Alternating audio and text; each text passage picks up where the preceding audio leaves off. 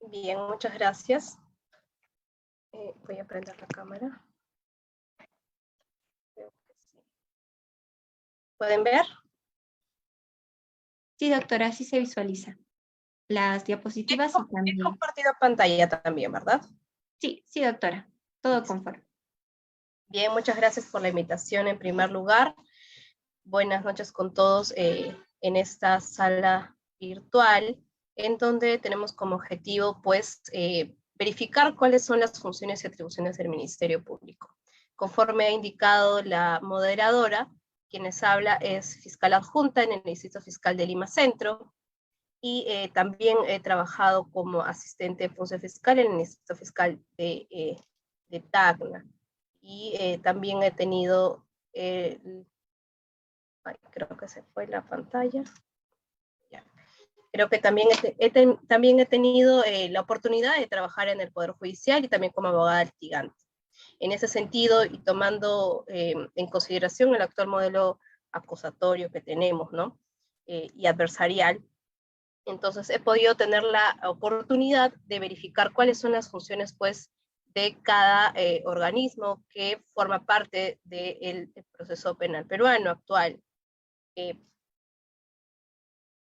Bueno, para empezar, me gustaría saber, a ver, alguno de los participantes, si trabajan tal vez en el Ministerio Público, son estudiantes, de qué ciclos.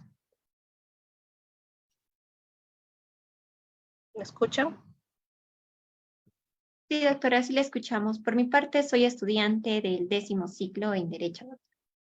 Bien, entonces aspiro a que esta charla sea participativa, que si tienen dudas puedan levantar la mano y por supuesto voy a poder absorber las dudas que tengan. Bien, vamos a dar inicio en todo caso a las funciones. En primer lugar, he querido, pasó a la siguiente, ¿sí, no?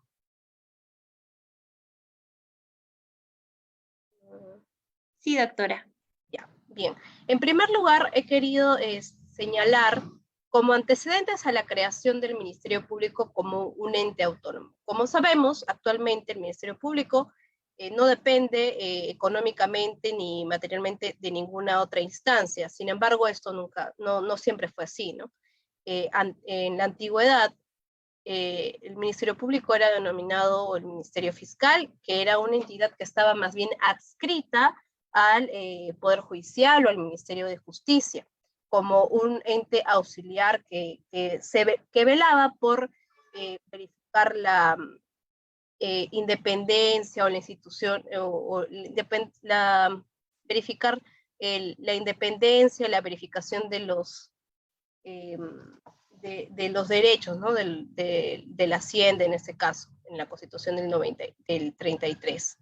Sus miembros estaban asimilados conforme indicado al sistema judicial, es decir, era una entidad encomendada al Ministerio de Justicia y que no tenía un reconocimiento constitucional como un órgano independiente al Poder Judicial.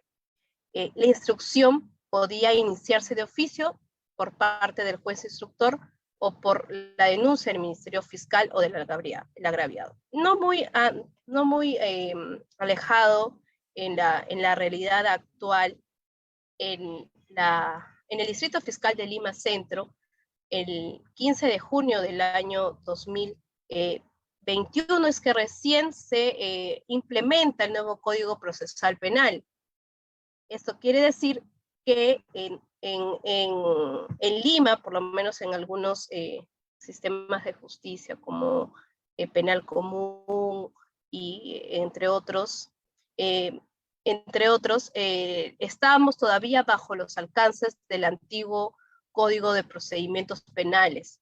Este Código de Procedimientos Penales, si bien es cierto, también señalaba que el Ministerio Público era un ente autónomo, sin embargo, la instrucción o el proceso en sí estaba concebido de otra forma, ¿no? El Ministerio Público se limitaba a realizar dictámenes fiscales u opiniones, por así decirlo. No eran, circunstancias o requerimientos en estricto, ¿no? Por ejemplo, ¿no?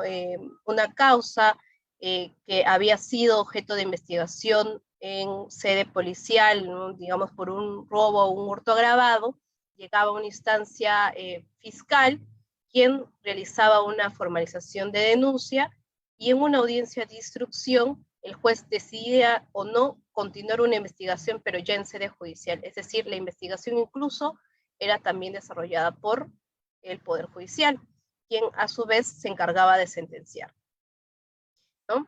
En fin, ¿no? No había pues una separación de facultades como actualmente hay. Bueno, a raíz de la Constitución Política de 1979 es que se le brinda al Ministerio Público la independencia institucional, constituyendo esta una de las reformas más grandes del sistema de justicia. El Ministerio Público es reconocido en el artículo 158 de la actual Constitución Política como un organismo autónomo, lo que significa que no depende de poder alguno o de instancia estatal. Este artículo 158 señala que el Ministerio Público es autónomo, el fiscal de la Nación lo preside y es elegido por la Junta de Fiscales Supremos, el cual tiene una duración de 3 años, prorrogable por otros 2. Ahora, el artículo 159 de la Constitución actual vigente también señala cuáles son las atribuciones pues, del Ministerio Público. Entre otras, son promover de oficio a petición de parte la acción judicial en defensa de la legalidad y los intereses públicos tutelados. A medida de que realice esta disertación, voy a mencionar mucho el tema de promover de oficio y la acción pública y la defensa de la legalidad. ¿A qué es lo que me refiero con esto? Como había mencionado antes, en la antigüedad, la acción penal no era exclusiva del Ministerio Público, sino también se señalaba a otras instancias como en este caso el propio Poder Judicial, ¿no? el propio juez instructor, como en esos tiempos se llamaba, quien podía tomar conocimiento de un hecho ilícito y iniciar de oficio una investigación. Esto no es así. Actualmente, el monopolio de la acción penal está pública, la acción penal pública, por si acaso, está supeditado únicamente y exclusivamente al Ministerio Público, y lo cual puede ser a petición de oficio. ¿A qué me refiero de oficio? El Ministerio Público puede, digamos, en un turno, prender la televisión y tomar conocimiento, digamos, en esos hechos de disturbios que hemos tenido, ¿no?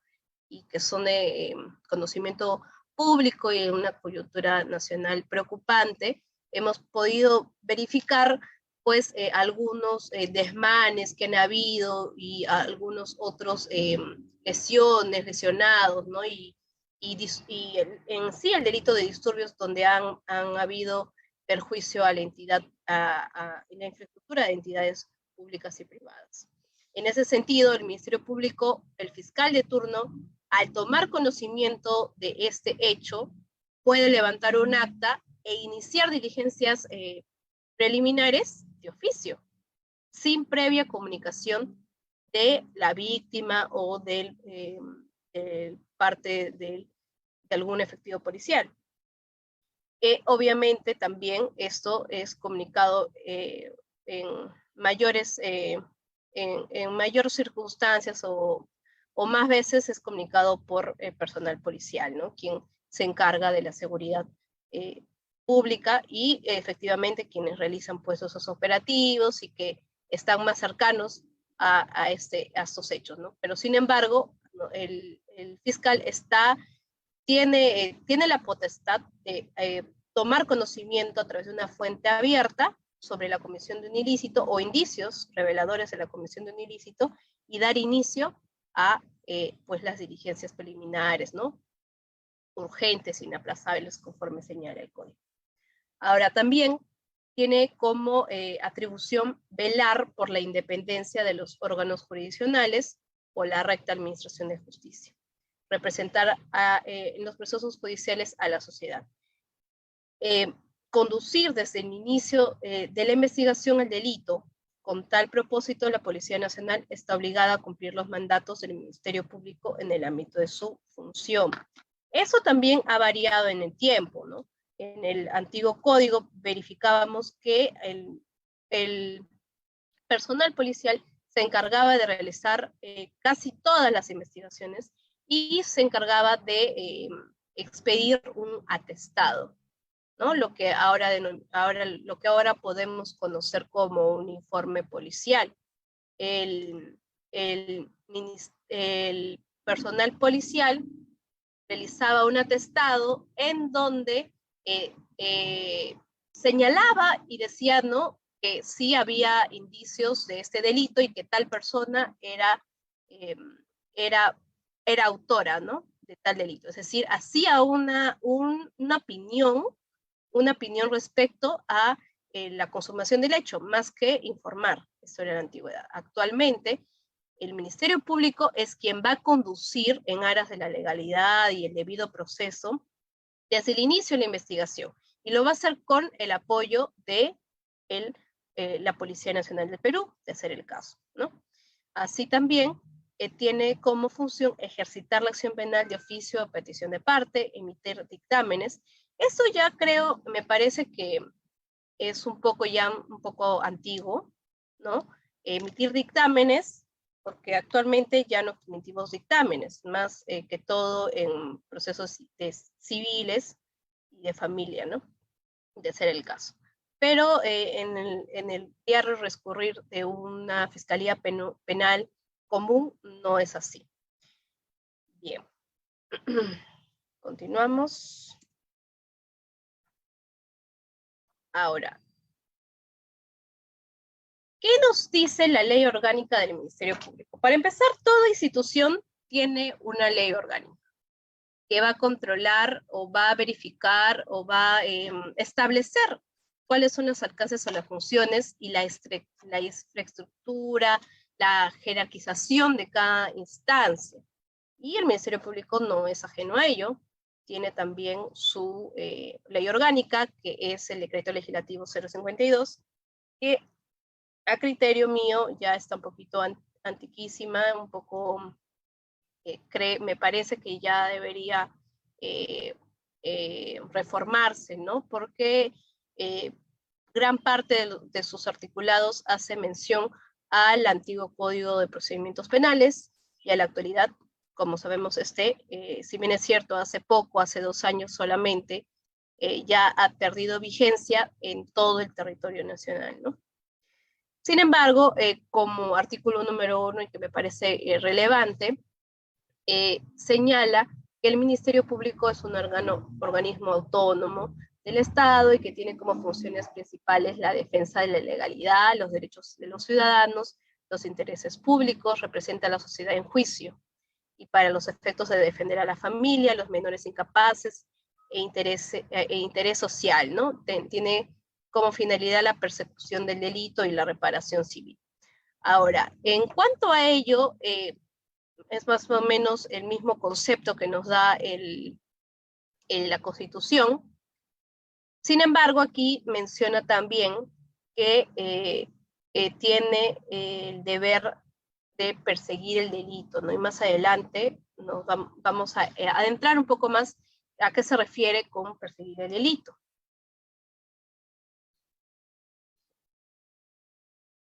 Bien.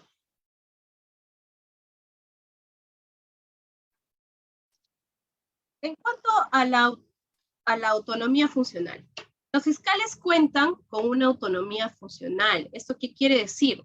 Los fiscales van a actuar independientemente en el ejercicio de sus atribuciones, las que van a desempeñar según su propio criterio de conciencia y de forma que estimen más arreglada los fines de las instituciones. Eso que esta función o esta autonomía funcional también es prevista para los magistrados del Poder Judicial, quienes en el marco de sus funciones, pues, tenemos el deber, ¿no?, de actuar conforme a nuestra conciencia, conforme a nuestro propio criterio. Sin embargo, ello no puede, pues, suponer una violación o a los derechos de las personas o un desmedro o una inobservancia, pues, ¿no?, de las reglas de las reglas y del principio de legalidad, que por supuesto nosotros debemos de cumplir, ¿no? Es uno de nuestros principios más importantes. Asimismo, es necesario señalar que al tener el Ministerio Público un cuerpo jerárquicamente organizado, debe ejecutarse bajo las instrucciones que pudiera impartir de sus superiores. ¿Esto qué quiere decir? Que al llegar una noticia criminal a conocimiento de cualquier despacho fiscal, bajo la autonomía funcional de este, va a poder disponer lo conveniente, ¿no? Ello puede ser una promoción de investigación preliminar, de diligencias preliminares, o puede ser en todo caso un archivo liminar, o una derivación, o una reserva, ¿no? Provisional, puede ser. Sin embargo, ¿no? Sin embargo, del ser el caso que el órgano superior señale que se debe actuar de determinada circunstancia, es decir, si se archiva liminarmente, ordena promover diligencias preliminares, o si luego ya de haber iniciado diligencias preliminares y haber transcurrido pues el plazo procesal establecido en el código, se archiva la causa definitivamente, puede proceder un recurso de elevación de actuados conforme sabemos, y luego de la verificación de la instancia superior, verifica que no se han desarrollado ciertas diligencias, lo que hace necesario una ampliación, una investigación suplementaria, por así decirlo. El Ministerio Público, el fiscal a cargo, tiene el deber de respetar esa circunstancia y por disposición superior acatar ese mandato que ha ordenado el superior jerárquico, ¿no? Porque somos una instancia jerárquicamente organizada. En cuanto a ello, a la jerarquía y la organización de los fiscales, tenemos que en el primer peldaño están los fiscales adjuntos, mejor dicho, en la base, ¿no? Supongamos que es una pirámide, están los fiscales adjuntos. Luego, los fiscales adjuntos están bajo la conducción de un jefe de despacho, que en este caso es el fiscal provincial. Ahora, los fiscales provinciales, los fiscales adjuntos, están dentro de una junta de fiscales provinciales. Bien, y esta junta de fiscales provinciales tiene a su vez arriba a los fiscales superiores, quienes van a conocer en todo caso en segunda instancia los procesos o las investigaciones que se puedan haber archivado. Y luego de esto tenemos a los fiscales supremos y al final tenemos a la fiscal de la nación. Bueno, en este caso la fiscal de la nación, ¿no? Quien va a ser elegida por 3 años, prorrogable por reelección solo por otros 2 más. Aquí tengo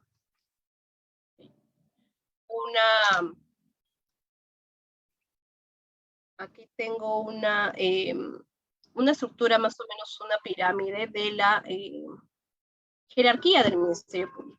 Conforme he indicado, hay una junta de fiscales provinciales del Distrito Fiscal, la cual es integrada por las fiscalías provinciales, corporativas, de todas sus instancias, ya sea civiles, mixtas, de familia, especializadas, de prevención de delito, porque sabemos que el Ministerio Público no tiene varias fiscalías especializadas, ¿no? No solamente estamos hablando de la penal, sino también hay fiscalías de corrupción, de crimen organizado, de extinción de dominio, mixtas, de familia, etcétera, ¿no? Y estas, a su vez, están presididas por la Junta de Fiscales Superiores del Distrito Fiscal, quien a su vez van a tener al presidente de la Junta de Fiscales, quien va a dirigir el Distrito Fiscal, ¿no? Ahora, encima de este peldaño está la Junta de Fiscales Supremos, quienes son los que eligen al o la fiscal de la nación. En cuanto a las funciones del Ministerio Público, Una función relevante, y me parece que es una función que no es muy, muy dicha, muy vista, es realizar acciones preventivas para evitar la comisión de delitos. En el Ministerio Público tenemos una Fiscalía de Prevención de Delito, justamente, especializada en prevención de delito, que es la Fiscalía que se va a encargar de las acciones previas a la consumación de un ilícito penal. ¿Esto qué quiere decir? Por ejemplo, generalmente tiene como funciones realizar varios operativos, ¿no? Por ejemplo, en las carreteras, ahora que hemos pasado una Semana Santa, tiene como función, digamos, ir a las carreteras y con personal policial realizar esos operativos para verificar dosaje etílico, verificar la presencia de alguna persona que esté conduciendo bajo estas, eh, bajo estos, bajo estas sustancias, ¿no? Puede ser alcohol, drogas, etcétera. Pero también, por ejemplo, suele suceder que me llegó, por ejemplo, una denuncia preventiva donde la persona había comprado, estaba denunciando porque probablemente le iban a usurpar su bien. Es decir, era una sospecha. No, ni siquiera se habían realizado actos preparativos para este evento, ¿no? O este hecho ilícito que probablemente iba a pasar, o tal vez no. Pero que esta persona estaba poniendo en conocimiento con el fin de evitar de que pueda ocasionarle algún daño o un perjuicio, ¿no? En su bien patrimonial. En ese sentido, estas comunicaciones son válidas. Me parece que la prevención en nuestro país está muy dejada de lado y que en todo caso debería visibilizarse más esta fiscalía, sobre todo aquí en Lima, donde pues existe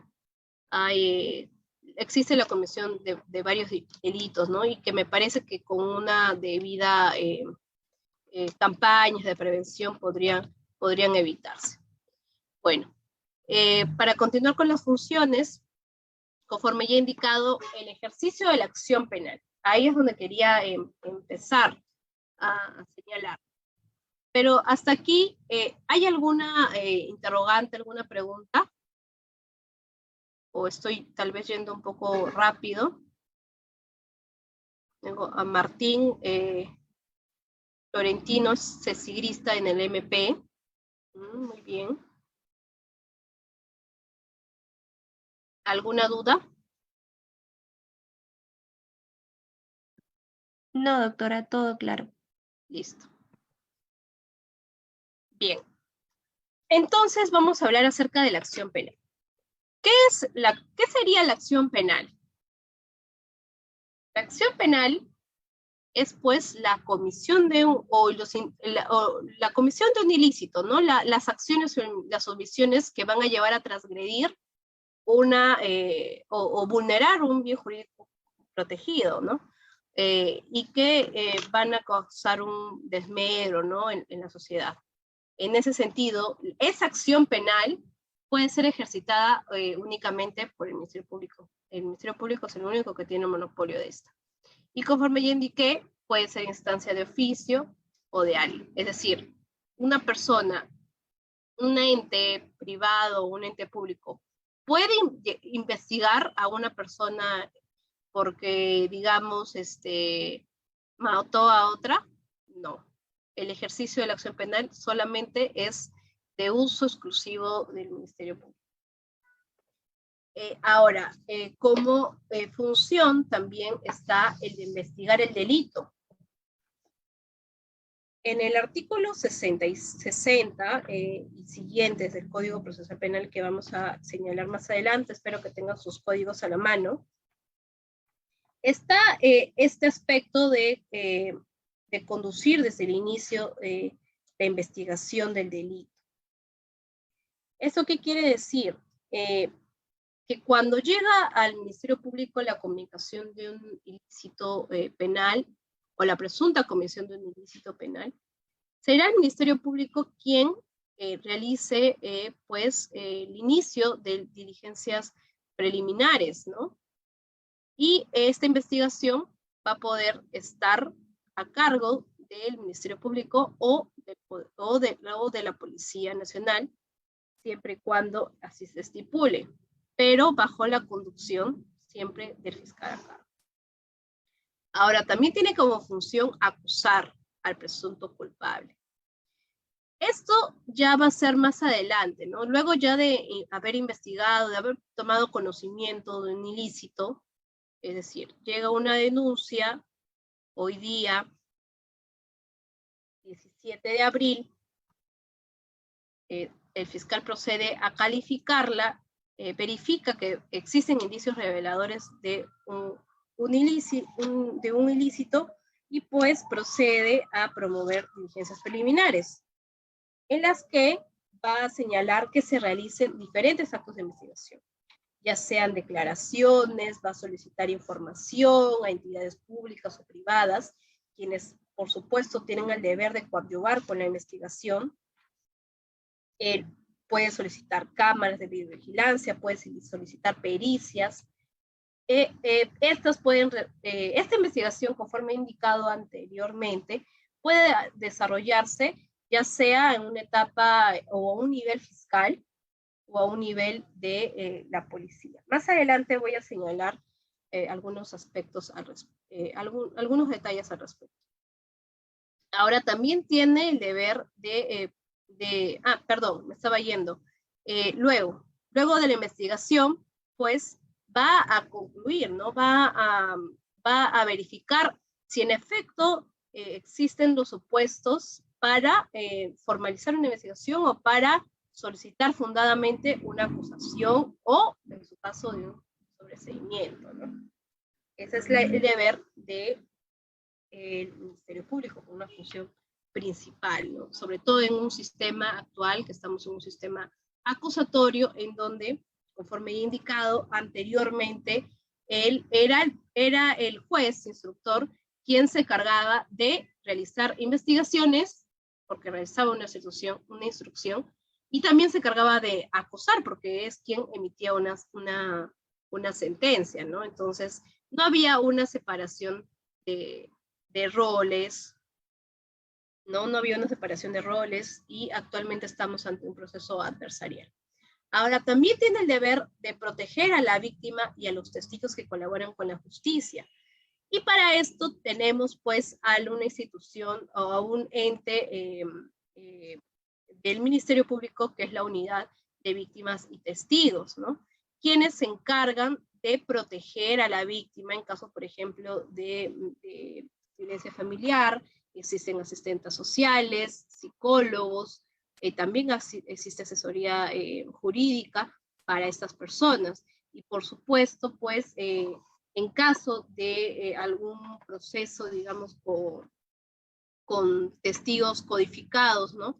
Y que resulta imprescindible resguardar la vida de esta persona porque, digamos, es una fuente material del delito, ¿no? Tiene información relevante que hace que esté en peligro su vida, esta unidad, y bajo la indicación del fiscal, es que esta unidad de víctimas y testigos va a ayudar o a proteger a estas personas, ¿no? Que estarían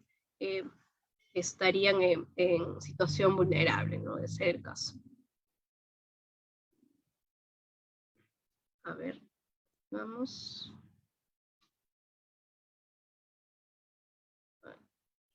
Bien.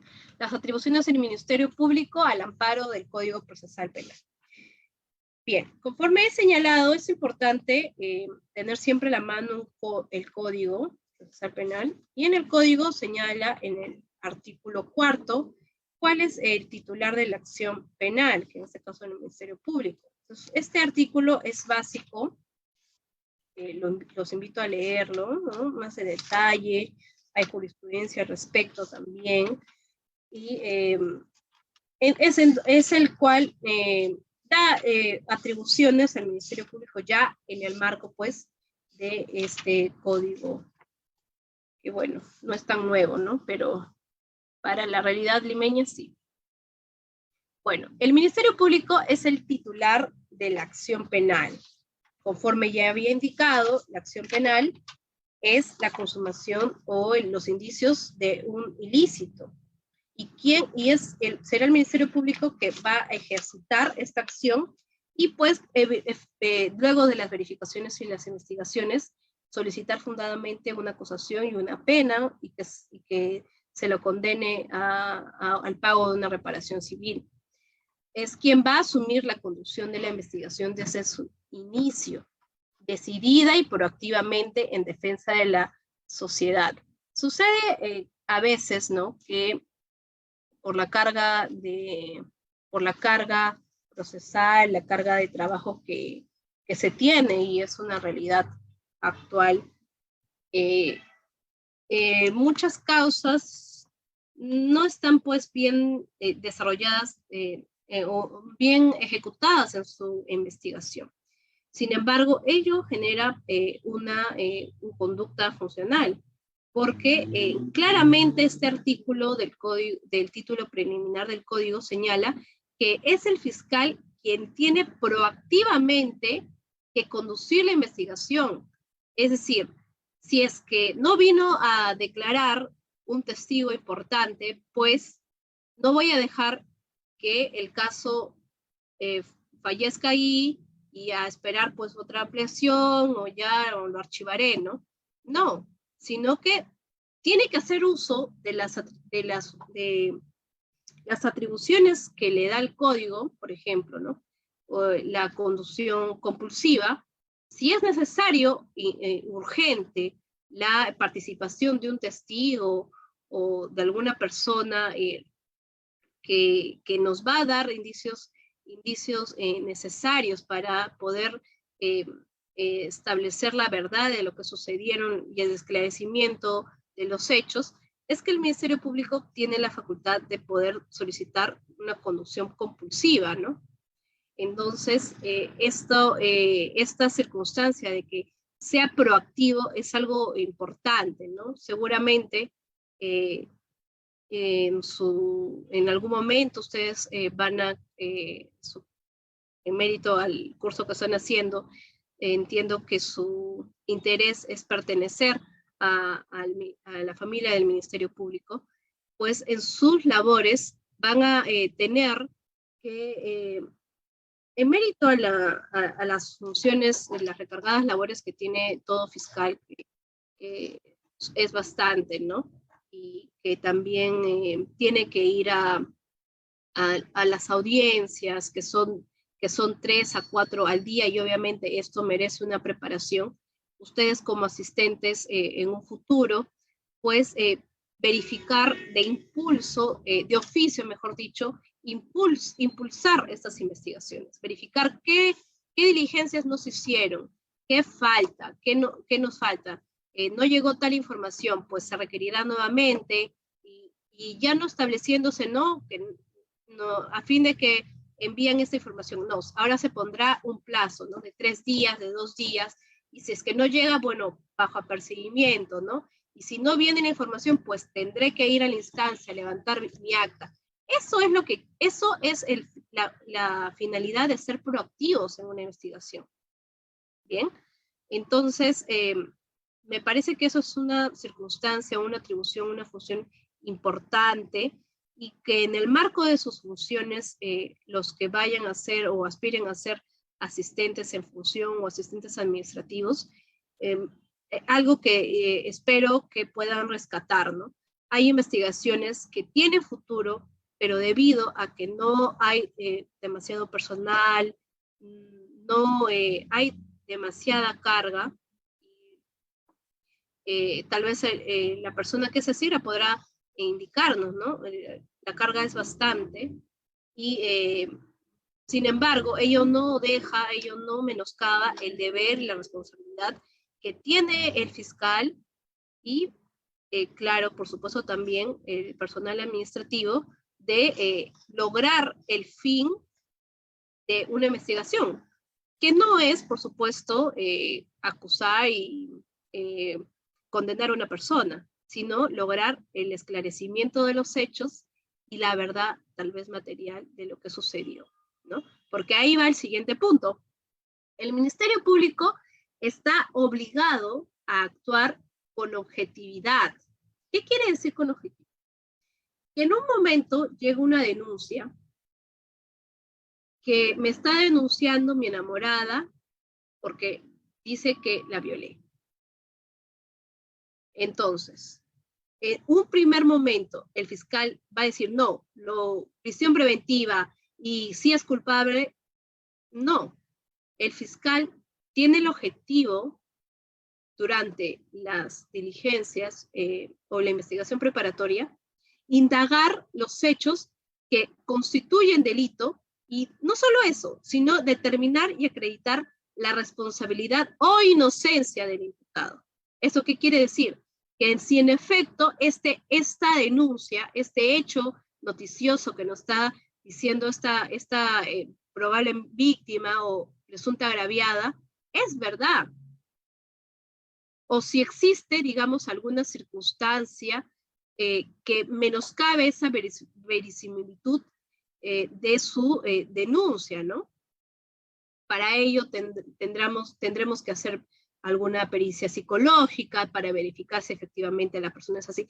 Pero evidentemente, no con el ánimo de revictimizar a la víctima. Eso no, sino ser objetivos, neutrales.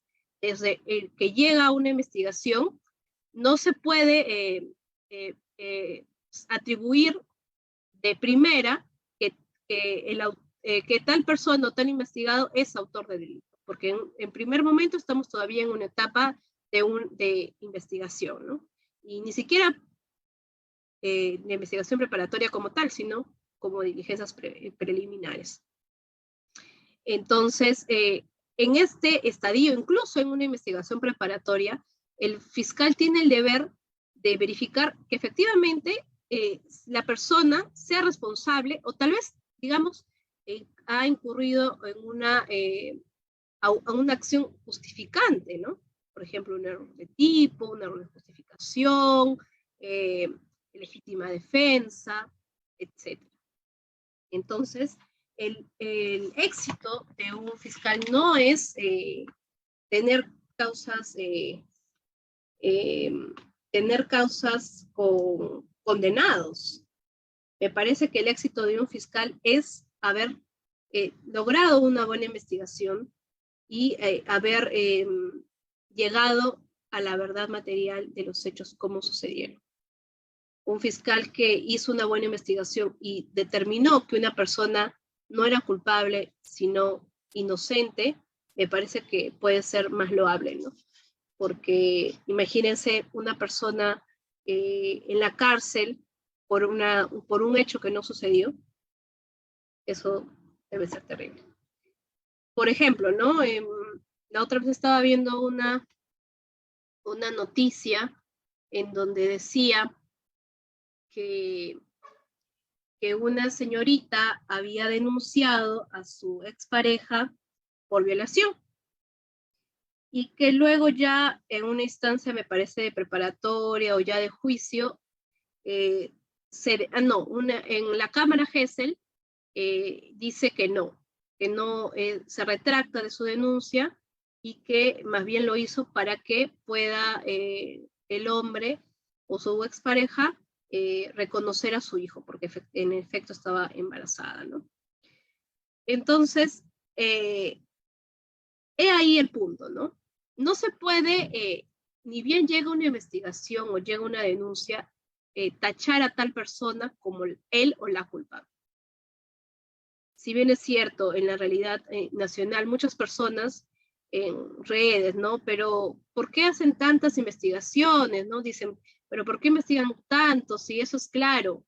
Puede ser que sí, pero puede ser que no. Ahora, no es que no es que para unos sí vamos a investigar y para otros no. La investigación es así para todos. Y me parece que eso es un estándar de fiabilidad del proceso, ¿no? Para evitar de que, como en este caso que les he comentado, puedan cometerse injusticias. Y por supuesto, esa persona esta señorita ha sido o va a ser denunciada por el delito de denuncia calumniosa, ¿no? Conforme le corresponde. Bien. Ahora también cabe señalar que estas investigaciones que va a hacer el Ministerio Público, conforme indicado, puede ser realizada por la Policía Nacional bajo su conducción. Entonces, aquí tenemos que, en efecto, el fiscal va a tener como que va a tener dos funciones, una función investigadora y una función acusadora. La función persecutoria del delito que se le ha encargado al Ministerio Público consiste en buscar, analizar y presentar las pruebas que acrediten la responsabilidad o irresponsabilidad penal de los investigados y, de ser el caso, en el debido momento, la aplicación de la parte pertinente, haciendo del fiscal una institución idónea en el sistema procesal acusatorio. Eso quiere decir que primero vamos a investigar, ¿no? Primero vamos a establecer responsabilidades y luego ya vamos a una función ya de acusar, ¿no? Y por supuesto, dentro de nuestra tesis, alcanzar lo que pretendemos, ¿no? Una pena concreta y la probable reparación. Ahora, en cuanto a la función investigadora, el artículo 60 del Código Procesal Penal, en la sección cuarto, establece cuáles son las funciones del Ministerio Público y también señala otras más, ¿no? Otras más, cuál es el poder coercitivo y demás. A ver. ¿Alguna pregunta aquí? Creo que no, ¿verdad? Si tienen alguna pregunta, por favor, me lo hacen saber a través del chat y lo leo.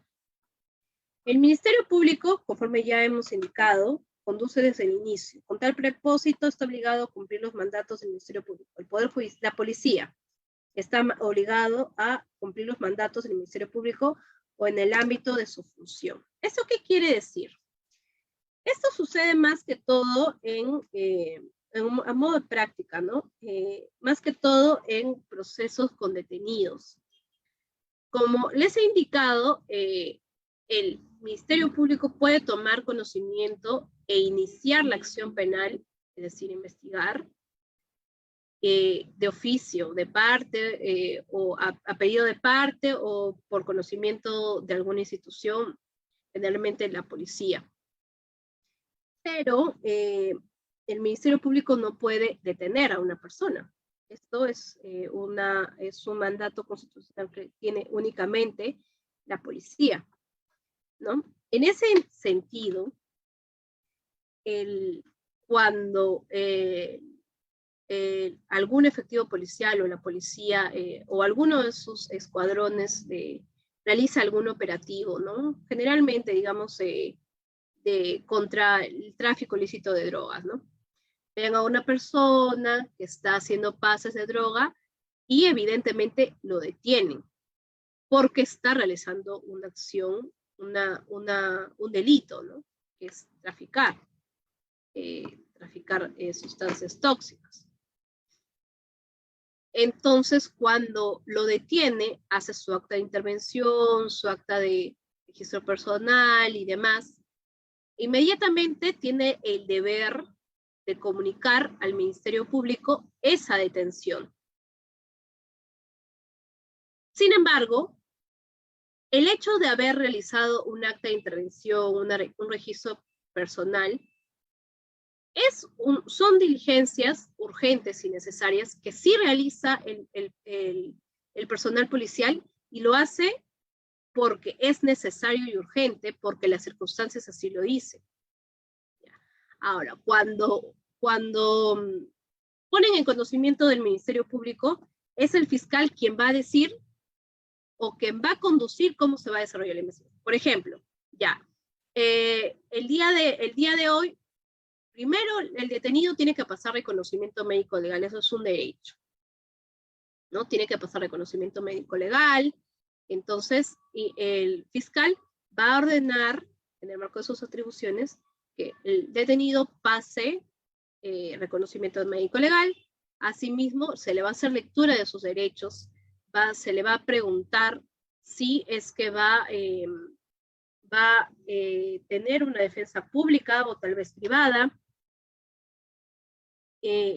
a qué persona se le va a comunicar su detención. Porque, como ya sabemos, el Ministerio Público también tiene el deber de vigilar o guardar los derechos de las personas y, en principio, los derechos constitucionales que tiene el detenido, ¿no? Y luego, pues, va a indicar que se realicen tales diligencias, ¿no? Por ejemplo, la toma de declaraciones de los efectivos policiales intervinientes, la visualización de las cámaras de vigilancia existentes, luego el pesaje de la droga, ¿no? Una diligencia necesaria y urgente. Pero esto lo va a hacer en coordinación con la Policía Nacional. Ahora, también hay que indicar que el Ministerio Público y el Poder Judicial son instituciones públicas que van a trabajar de la mano, ¿no? Siempre respetando las instancias de jerarquía que tiene la policía. Y la policía también respetando que es el fiscal quien va a conducir la investigación. Claramente es necesario también señalar, que lo vamos a ver más adelante también, que la policía tiene divisiones de investigación especializadas para el desarrollo de ciertos tipos de delitos, ¿no? Por ejemplo, el tráfico ilícito de drogas. El Ministerio Público no cuenta con una unidad de pesaje. O en todo caso, digamos, la unidad de ciberdelincuencia, ¿no? Ellos tienen laboratorios especializados para realizar esas investigaciones, pero siempre en coordinación con el fiscal. No se pueden desarrollar diligencias sin conocimiento del fiscal. ¿Por qué? Porque con el antiguo modelo procesal del Código de Procedimientos Penales, era la policía quien tenía la conducción de la investigación. Sin embargo, ¿qué pasaba? Pasaba que existía mucha violación de derechos, ¿no? Por ejemplo, el derecho de contradicción. Cuando en diligencias preliminares o investigación preparatoria, tomamos una declaración. ¿Qué es lo más importante que tenemos que verificar previo a la toma de una declaración de un testigo? Cualquiera que nosotros hemos citado a través de una disposición o de una providencia. Lo primero que se tiene que verificar, señores participantes, creo que están durmiendo. Lo primero es que la parte contraria, en este caso, la parte investigada, haya sido válidamente notificada con esta disposición. ¿Por qué? Porque el abogado de esta parte investigada tiene el derecho de participar en cada una de las diligencias que se desarrollen durante la investigación preparatoria. Tiene el derecho de participar activamente, señalar preguntas en el contrainterrogatorio y demás. Entonces, cuando ustedes sean asistentes y tengan que recibir una declaración, pues lo primero que tienen que ver, primero verificar la notificación de esta citación. Si fue con disposición número 1 esa citación, pues verificaré mi gestor de notificaciones si la disposición número 1 ha sido notificada válidamente a todos los sujetos procesales. Eso es lo primero que debemos hacer. ¿Por qué? Porque, supongamos, nos vamos este caso, entra ya una instancia ya judicial, ya estamos en la acusación, ya pasamos el control de acusación, ya estamos en juicio. en la etapa estelar.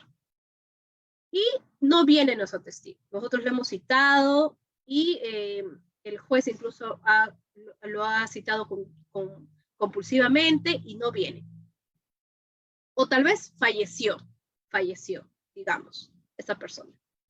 Pero ese testigo es relevante para nuestra teoría del caso. ¿Qué es lo que debemos hacer? Nosotros podemos leer esa declaración en juicio, ¿no? Bajo el precepto de que ha fallecido esta persona, y es un efecto, pues, y es necesaria su actuación para el juicio. Entonces el juez sí y solo sí nos va a permitir leer la declaración, en caso no asistiera el testigo, si éste reúne los estándares legales para poder ser leído. Y lo primero es que primero la declaración haya sido tomada en presencia de un fiscal. Lo primero. Lo segundo es que, digamos, si es una parte investigada, que tenga la presencia de un abogado, ya sea particular o público. Y tercero, que esa declaración o la citación de esa declaración haya sido válidamente notificada a los sujetos procesales. No quiere decir que si no viene, es decir, supongamos, se notificó válidamente, pero no vino el abogado, ¿voy a declarar frustrada mi diligencia? No, porque se entiende que tomó conocimiento y no deseó participar, no quiso participar, ¿no? Entonces, esas tres cosas eran circunstancias que actualmente son necesarias para un juicio oral, para los estándares de un proceso fiable, ¿no? Y que se ha llevado bajo un debido proceso, que no, evidentemente no se toma en cuenta en sede policial. Antes solía decirse, ¿no? Como una pregunta cliché, y que tal vez algunos han podido vernos en sus labores, tal vez como Cecira o como practicantes, ¿no? La pregunta, ¿desea ser asistido por un abogado? No, a un investigado. Esa pregunta me parece que ya es bien antiquísima, porque no es que si desea, ¿no? Tiene que estar asistido por un abogado. Ahora, lo que se podría preguntar, y que por lo menos yo lo hago en la actividad que realizo, en el despacho que trabajo, es verificar que este abogado o el investigado en este caso esté conforme con su abogado, ¿no? Que lo asiste, porque me ha pasado también en juicio, no, ese no era mi abogado, yo no estaba conforme, no sabía, ese era su ayudante, ¿no? Su adjunto del estudio. Entonces, y también eso es en menoscabo también de las audiencias de juicio, ¿no? Entonces, dentro de las investigaciones en sede policial, antiguamente, y bueno, actualmente también hay esos efectos, en donde no se verifica la presencia de por lo menos la notificación, ¿no? Porque ellos suelen poner una fecha dentro de su agenda, ¿no? Policial, ponen una fecha, pero citan únicamente a la persona que va a declarar, ¿no? No ponen en conocimiento a los demás sujetos procesales que en esa fecha va a declarar esa persona. Y por tanto, esa declaración que se ha desarrollado en sede policial no puede actuarse a nivel de etapa de juicio. Entonces, es por ello, creo, la importancia de que el fiscal sea quien conduzca la investigación, porque es quien tiene conocimiento de derecho, ¿no? El policía puede tener conocimientos técnicos importantes para la investigación, eso es innegable, pero no tiene conocimientos sobre los derechos que tienen las partes, ¿no? Y que evidentemente eso lo vamos a conocer a medida que uno tenga procesos ya en una instancia judicial, ¿no? donde los estándares van a ser, deben ser altos, ¿no? Ahora, en cuanto a los actos que realiza el Ministerio Público. A ver, estoy sacando algo. A los actos que realiza el Ministerio Público. El Ministerio Público formula sus disposiciones, requerimientos y conclusiones de forma motivada y específica, de manera que se basa a sí misma sin remitirse a la decisión del juez, ni disposiciones ni requerimientos anteriores. ¿Esto qué quiere decir? Que los fiscales ya no más emitimos dictámenes o opiniones, sino damos o requerimos o sustentamos una disposición bajo las propias reglas de nuestra conciencia, ¿no? Y de forma motivada y de forma específica. Ahora, también lo podemos desarrollar de forma oral y por escrito en los demás casos. El Ministerio Público va a emitir, dentro de la intervención del proceso, va a dictar disposiciones, providencias y va a formular requerimientos. Las disposiciones, pues, van a dictarse para decidir el inicio, la continuación o el archivo de las actuaciones. Conforme ya les había indicado, para promover diligencias preliminares, es necesaria la disposición, lo cual tiene que ser motivada. Para la ampliación también, la ampliación de diligencias preliminares. Para la formalización de la investigación preparatoria. Ahora, si se archiva la causa, bueno, también se deberá emitir disposición, archivo liminar también. También para la conducción compulsiva de un imputado, testigo, perito, cuando a pesar de ser emplazado debidamente durante la investigación, no cumple con asistir a las diligencias de investigación. De acuerdo al artículo 66 del Código Procesal Penal, señala el poder coercitivo del Ministerio Público. Y es el único poder coercitivo que tiene, ¿no? Porque el Ministerio Público no puede detener a ninguna persona. Más bien sí puede ordenar o disponer que la policía conduzca, es decir, haga venir a la persona, al declarante, a declarar, ¿no? Ahora, también tenemos que emite providencias y requerimientos. Las providencias van a ser las de mero trámite, ¿no? Que no van a necesitar fundamentación ni motivación. Y los requerimientos que van a ser para dirigirse a la autoridad judicial solicitando la realización de un acto procesal, ¿no? El más conocido, un requerimiento de prisión preventiva, ¿no? Requerimiento de confirmatoria de incautación, requerimiento de incautación judicial, requerimiento de secuestro conservativo, de corporación de tercero civil, etc.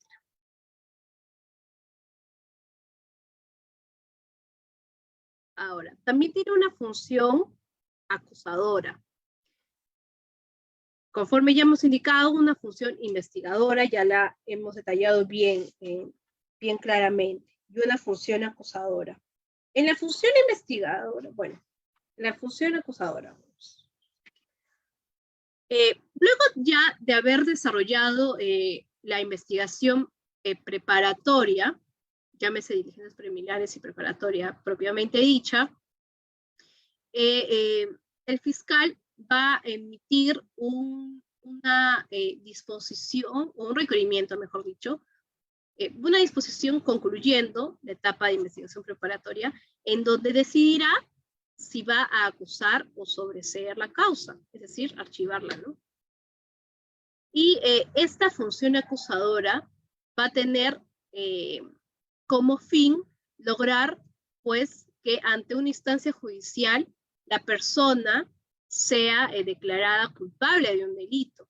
Ahora, a partir de este momento, a criterio propio, creo que ya el fiscal deja de ser un tanto objetivo, porque ya tomó una determinación, ya recabó suficientes elementos de convicción para, valga la redundancia, tener la convicción de que esa persona es culpable, ¿no? Y que y por tanto acude al órgano jurisdiccional competente para solicitar se le condene, ¿no? Y que pague una reparación civil dentro de un juicio. Ahora, también sucede que el Ministerio Público está facultado también a retirar la acusación ya en una etapa de juicio. Eso lo dice el código también, que luego de haber, en el artículo 387 del Código Procesal Penal, señala, si el fiscal considera que los cargos formulados contra el acusado han sido enervados en el juicio, retirará la acusación. En ese supuesto, el trámite será el siguiente, ¿no? Va a oír y, bueno, va a declarar sobreseído el caso, ¿no? Entonces, más o menos, como que ya deja de ser objetivo, pero, sin embargo, si dentro del juicio se verifica que los hechos que se han imputado en un inicio han sido enervados, han sido mermados, y ya no hay esa certeza, el Ministerio Público todavía tiene la facultad de retirar la acusación. Ahora bien, en cuanto al Ministerio Público y la Policía Nacional, para terminar, en cuanto al Ministerio Público y la Policía Nacional,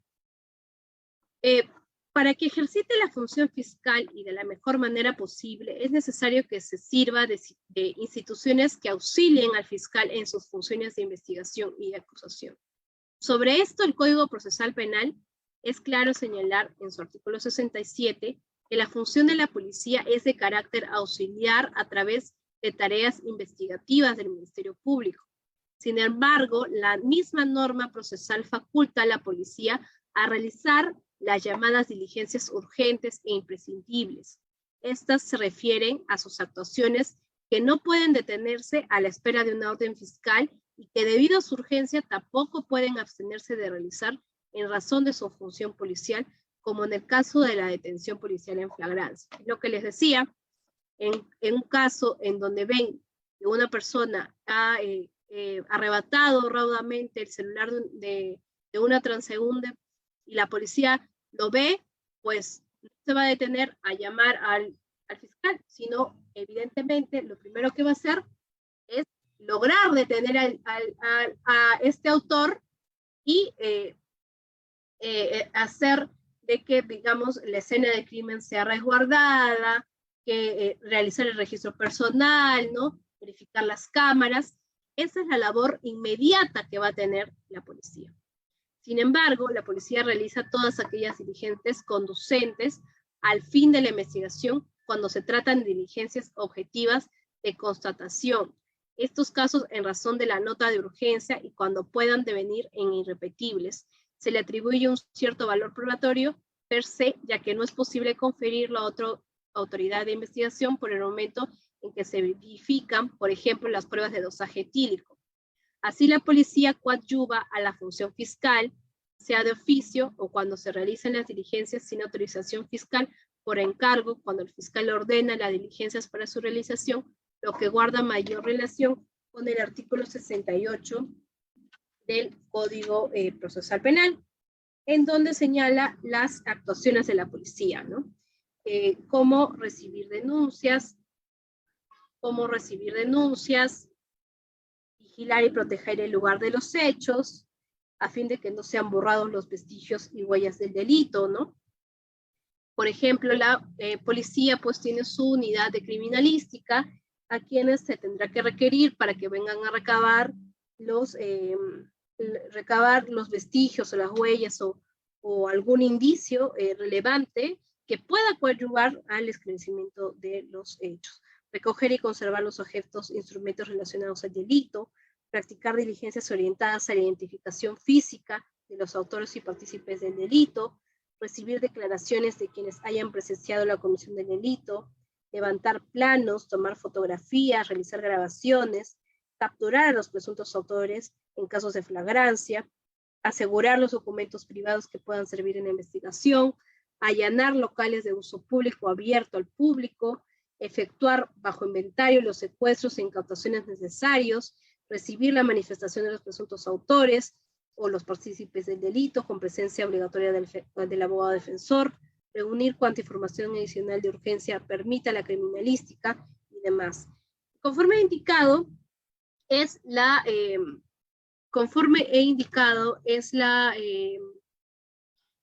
Dirección de Criminalística de la Policía, un ente relevante, pues, para la investigación de los hechos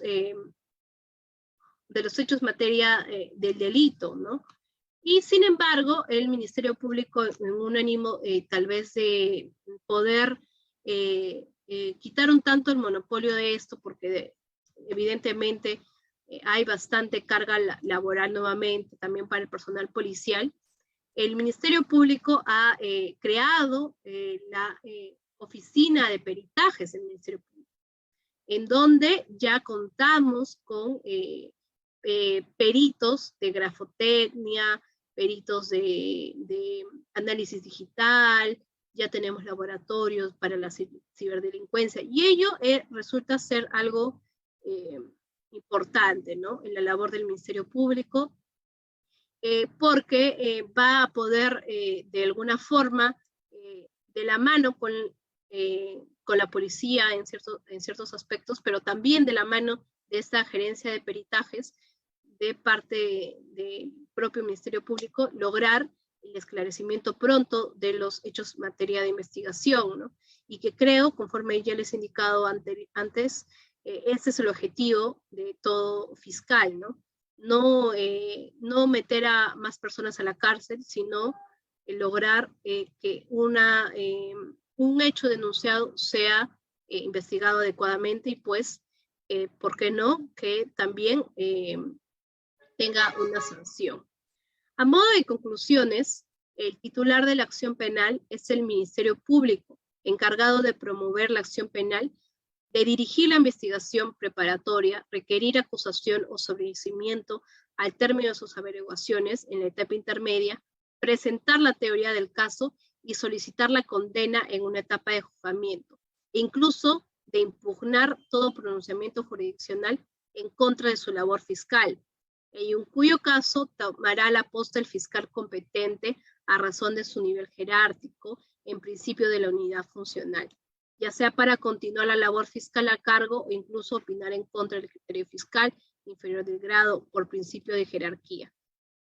Conforme indicado, el Ministerio Público va a tener el deber de investigar, va a actuar en juicio, va a actuar en las etapas anteriores como en la etapa intermedia, y también va a tener el derecho a impugnar, ¿no? Si en todo caso la instancia judicial no tiene a bien declarar fundado algún requerimiento que estime, ¿no? Sin embargo, conforme indicado también, existen jerarquías en todo estamento, en todo organismo público, ¿no? Y en una etapa de fiscalías provinciales, nos encargamos de todo ello, de toda la investigación, de juicio y demás. Cuando ya va a un nivel impugnatorio, es las fiscalías superiores quienes se encargan de continuar o no, de acuerdo también a su criterio, con las causas que nosotros solicitamos. Bien, eso sería todo en cuanto a mi participación